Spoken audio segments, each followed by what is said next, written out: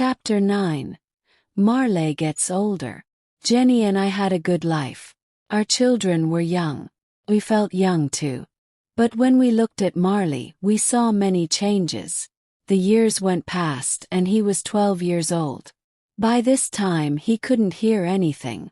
His fur was gray. His teeth were brown. Late one night, I took Marley outside for his walk before bed. It was winter and there was a cold rain. I went back into the house for my jacket. When I came out again, Marley wasn't there. I looked for him everywhere, but I couldn't find him. I went back inside. Then I walked upstairs and woke up Jenny. "I can't find Marley," I said. "He's out there in the rain." Jenny pulled on her jeans and shoes and we went outside again. I walked slowly through the woods and called for Marley. Jenny went a different way. We were very wet and cold. "Let's go home and get warm," I said. "I'll get the car and come out again." We walked back to our house. Suddenly we saw Marley. He stood outside the house out of the rain. When he saw us he was very happy. I felt angry with him, but then I was happy too. I brought him inside and dried him. Marley was very tired. He went to sleep and woke up at noon the next day. Marley couldn't see well now. His fur started to fall out too. Jenny cleaned the house every day, but his hairs were everywhere. But Marley's biggest problem was his hips. They hurt him a lot and he couldn't move quickly. He couldn't climb the stairs easily. But he tried to follow us everywhere. Marley had good days and bad days. One spring evening I took him for a short walk around the yard. The night was cold and there was a light wind. I ran and Marley ran with me. "Marley," said, "you're a puppy again." We ran back to the house. There were 2 small stairs in front of the door. When Marley tried to climb the stairs, he fell down.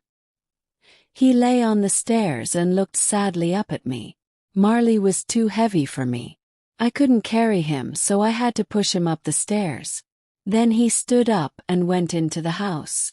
When I looked at Marley, I thought, we only have one life and it can change very quickly. I enjoyed my job on the magazine, but I really wanted to work for a newspaper again. Newspapers were more exciting and I liked writing about big stories. I also liked getting letters and calls from readers. A friend told me about a job on the Philadelphia Inquirer. This was one of the best newspapers in the United States. I wrote to the newspaper and I got the job. I was very happy. In the summer, Jenny visited her sister in Boston. She took the children with her. I didn't go because I was busy with my new job.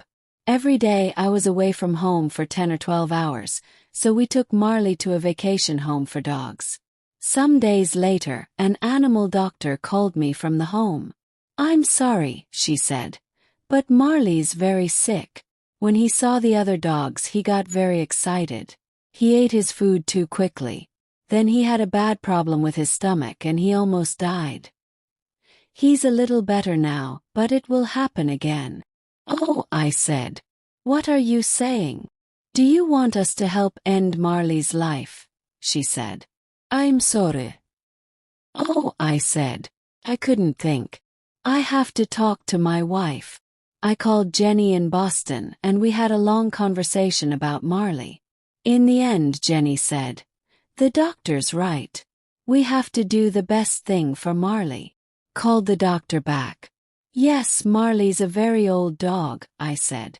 "Life isn't so good for him now. He doesn't have many teeth and he can't hear. His hips hurt him too." "Yes," she said. "Maybe we have to put him to sleep.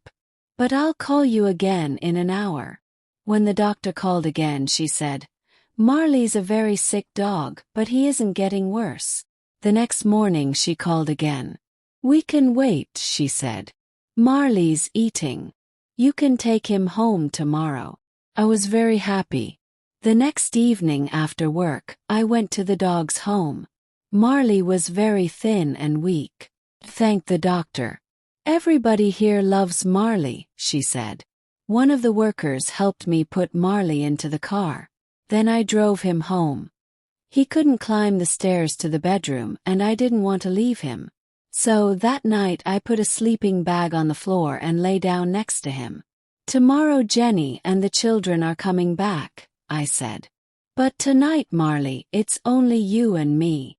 I thought about my first night with Marley, when he was a small puppy.